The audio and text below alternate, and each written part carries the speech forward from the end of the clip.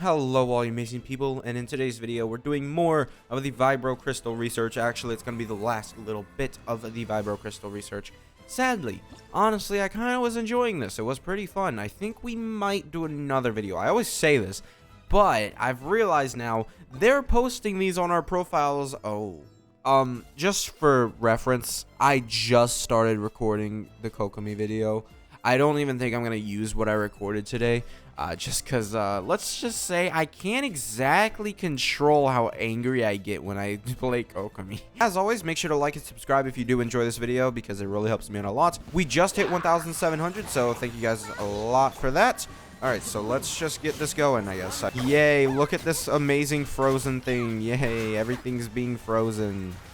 Alright, cool. Let's just pop Ayaka's Q. 19,000, not bad. So yeah, like I said, I just got done with the Kokomi video. Very hard to do.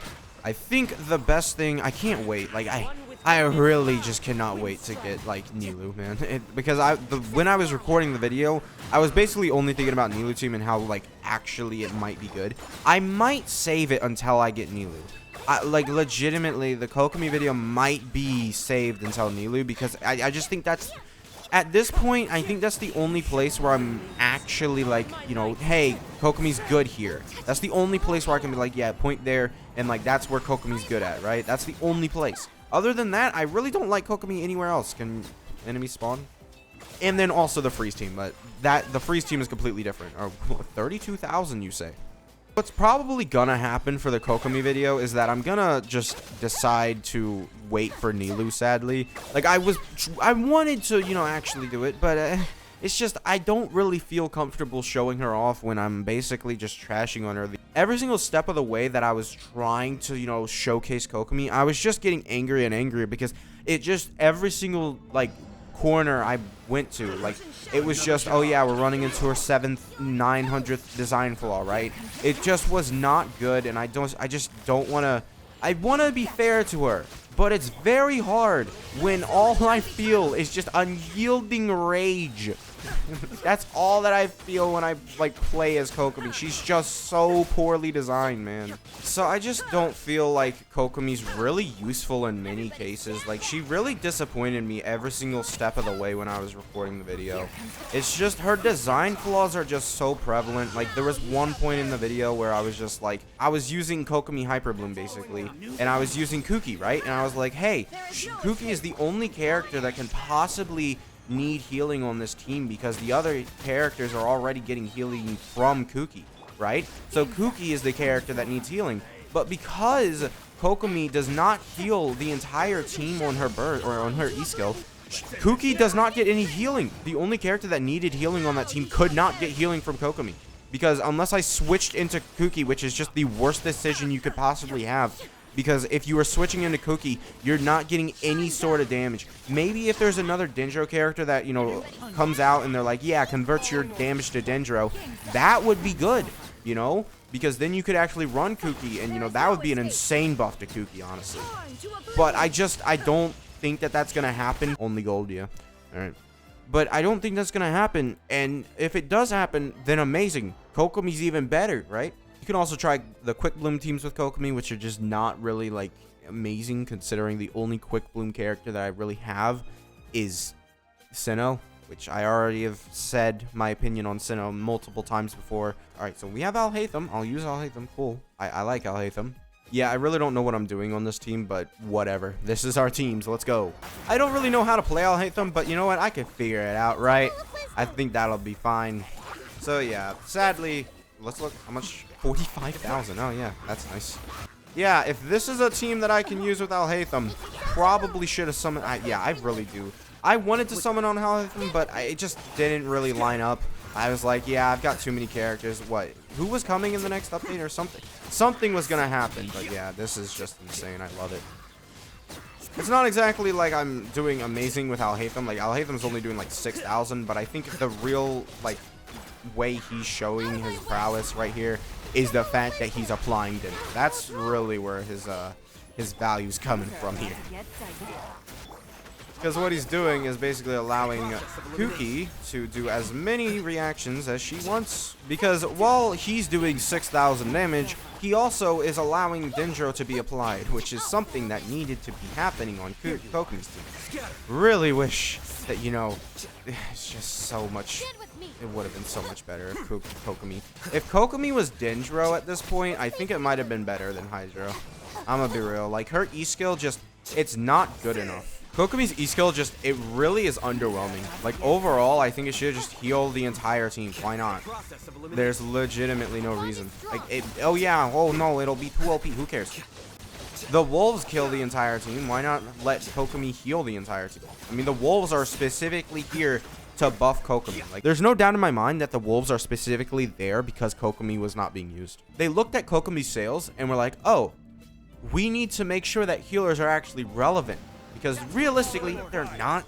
Like, they're really just not. They're, overall, they get overlooked mainly for shield users. Like, Zhongli, I would rather use him over any other healer. Because so many cases in the game are just getting one shot. That's literally half of the I used Trial Fischl. Yeah, this could have been so much better, but not C6 Fischl, that's awful. But yeah, most of the time when you die, it's just a one shot. Like, you go into Spiral Abyss, and that's basically the only time you die. And it's just, other than doing the overworld stuff, healers are useless. Still, even after the wolves came out. Unless multiple chambers have the wolves in them, I'm really not concerned about the wolves. I'll just out-damage them with Ito or something. Like, it's so much easier to just out-damage the wolves and not let them kill you than to put a healer on your team. It is. It's just, I don't understand the reason why they made, like, healers just so minuscule. Because it's just, they made their characters too squishy. Like, our characters as a whole are just too squishy. And unless they start, like, going into a different meta where it's like, yeah, the bosses do the same amount of damage, but, like, they have way more health, and now it's you need to beat the boss in order to actually, you know, clear things. But really, the difficulty always is lying within, like, how fast can you beat the boss. Even this event, it's still like that. It really, it's just, I hate it, honestly. I don't really like the way they have difficulty designed in this game, really. I don't hate it. That's a little strong. I don't like it. I'd rather it be just clear the boss, defeat the boss. Because that is when I feel accomplished. Not, oh yeah, you beat the boss slightly faster. Because you beat the boss 1 second after, you don't get the full rewards. That's why I don't like them having it be like time constraint, because it's just awful.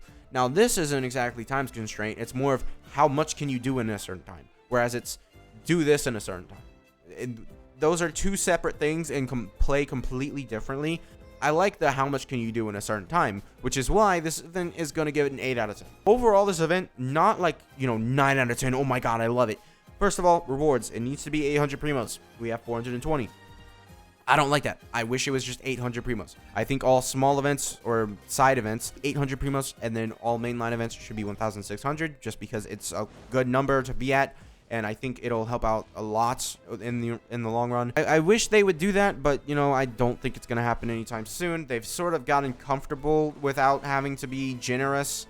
I'm hoping year 3 they decide to, you know, like, oh, hey, yeah, we should probably, you know, be more generous in this game. But yeah, overall, 8 out of 10. It wasn't exactly compelling. It wasn't like a hugely great event. I don't hate it. I like the fact that they let us use trial characters. That is a huge bonus for this event. Allowing people to use trial characters, you know. They didn't let us use Shinha, I don't think. I don't think we got to use Shinha.